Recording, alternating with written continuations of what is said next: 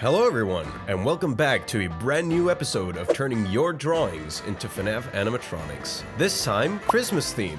Make sure to stay till the end of the video if you want a chance to be featured in the next one, and also, help me on how to make it easier for you to be chosen in one of these videos without having to wait for months. But until then, our first drawing comes from Chris. Hi, I'm Chris, and I'm a huge FNAF fan. I've created many original characters, but I've never been able to model them, so they've never gone beyond 2D. It would be wonderful to see one of them properly modeled in 3D. I love your videos and I hope this polar bear can appear in one. Thank you for your submission, Chris. Now let's see how this guy turns out in 3D.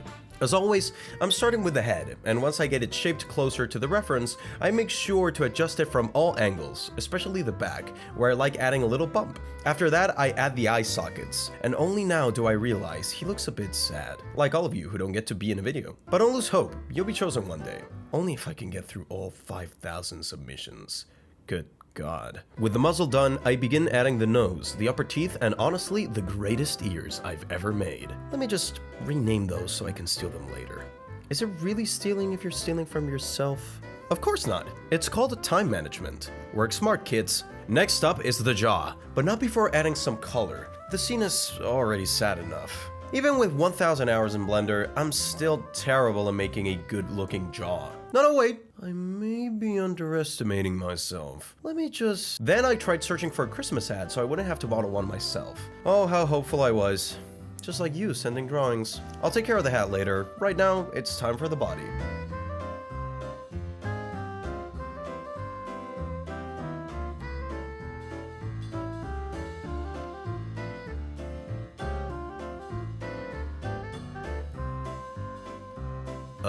What a diva. After the torso was done, I began working on his limbs so I could start the withering process. I was supposed to make those out of a cube since it's a better choice if you want to create withering on your model, but I forgot about that part and used a cylinder instead. However, it created a decent outcome, so I kept it. Once that part was over, I used an already made endoskeleton to fill in the gaps, which took a bit to adjust because it was made for a completely different size. All that was left was adding his hands, a few wires, and of course the hat, which I made myself in the first place, but ended up replacing with one from Blender Kit. I really like how the model ended up. It even started snowing while I was recording this one, and having my setup by the window made the whole process a really nice memory. I hope you like it too, Chris.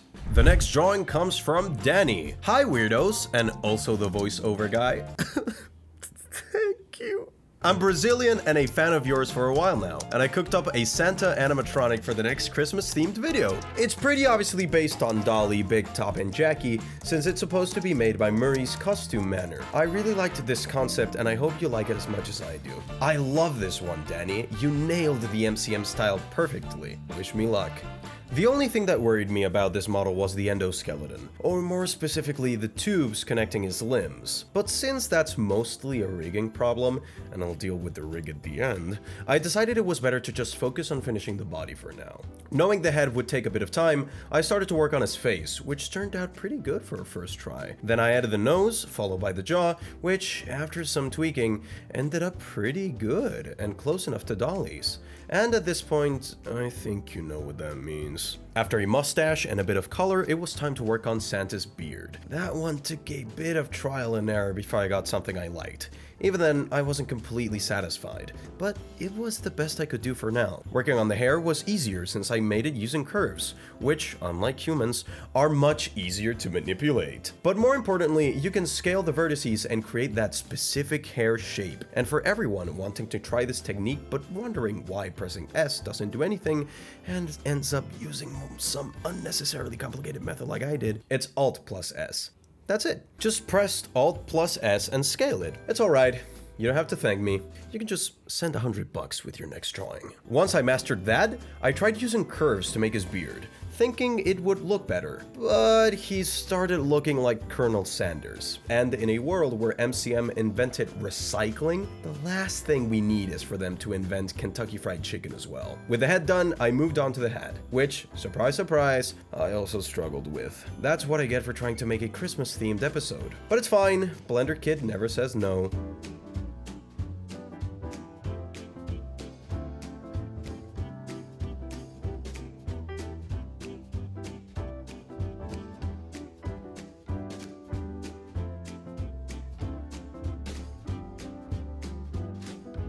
Now that the body is pretty much done, it was time to work on those tubes. I tried watching a few tutorials, but to be honest with you, I didn't have the patience to follow every step. So instead, I tried looking at Dolly herself to see what her rig looked like. Eventually, I ended up adding a bunch of bones in that area and using automatic weights. It's obviously not perfect, but for a lazy guy like me, it's a true piece of art. And there you have Santa Claus himself, if he was created by MCM. Danny also requested the model to be optimized for his phone, to which I say, good one, Danny. Merry Christmas.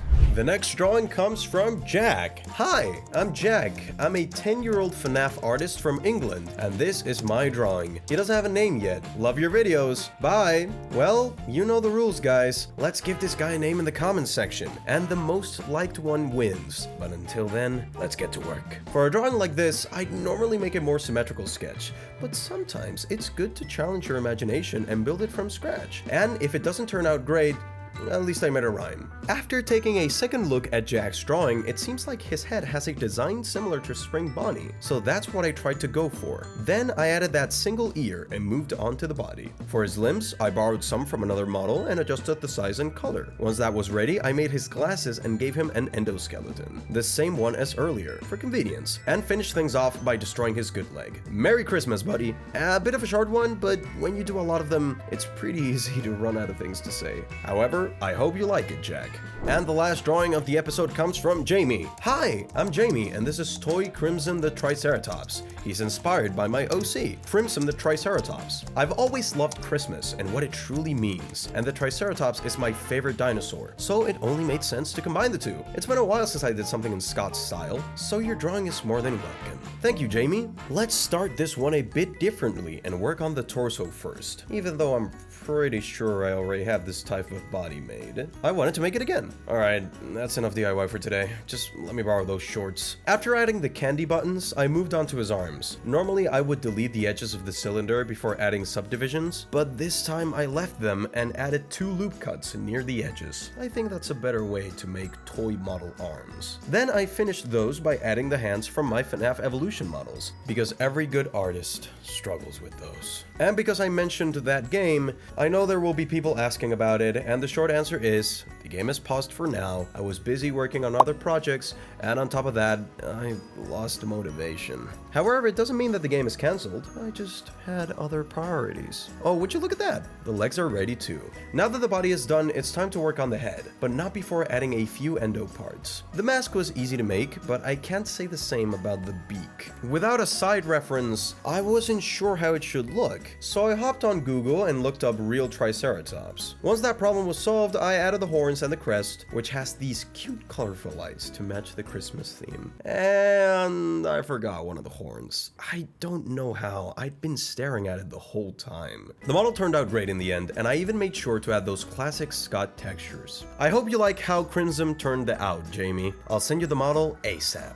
Since this series is the most popular one on the channel, I want to make sure I do more of it next year, and I need your help to make it possible for more of you to get picked, or at least not wait for months. Some of my ideas are to start doing shorts while keeping the original format as the main videos, and to announce every time I start working on the next episode as a 24-hour post on my community tab. That way, everyone who's fast enough has a better chance of being featured, instead of waiting for months. Of course, there will be a different email address to send those, and make sure to subscribe so you'll be notified when I make those announcements. Let me know what you guys think of these ideas, and if you have any other suggestions, I'd be more than happy to hear them. That's it for this year. Thank you so much for all of your support, and we'll see you in the next one. Bye bye everyone, take care, and Merry Christmas!